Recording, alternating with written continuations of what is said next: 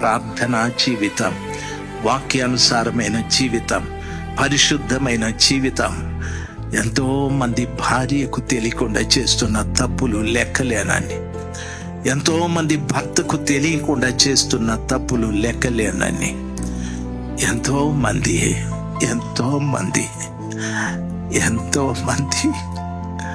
విచ్చలవిడిగా జీవిస్తున్న వారు లెక్కలేనంత మంది. పూర్తిగా పాప భీతి నశించి దైవ భీతి లేకుండా ఇష్టానుసారంగా ప్రవర్తిస్తున్న వారు లెక్కలేనంత మంది.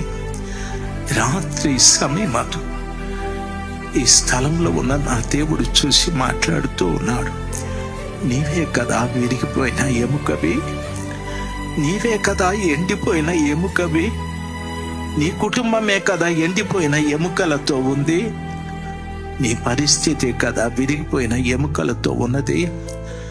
రాత్రి ఆ కృపగల దేవుని పాదాల చెంత కన్నీరు కారిస్తే, ఆయన చేతులతో నిర్మాణము చేసిన ఆయన, అగాధములో నిన్ను నిర్మాణము చేసిన ఆయన తిరిగి ఈ పనికిరాని పాపపు అగాధములో పడి ఉన్న నిన్ను తిరిగి ఆయన చేతులతో నిర్మాణము చేయగలడు.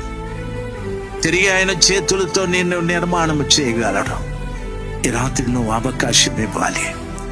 దయచేసి నా మనవి, నేను ఇలాగ మాట్లాడుతున్నాను అనుకోకండి.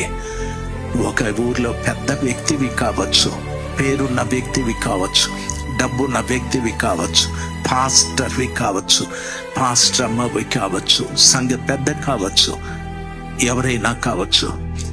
ఇక్కడ నుండి విరిగిపోయిన ఎముకల్లాగా, ఎండిపోయిన ఎముకల్లాగా వెళ్ళద్దండి.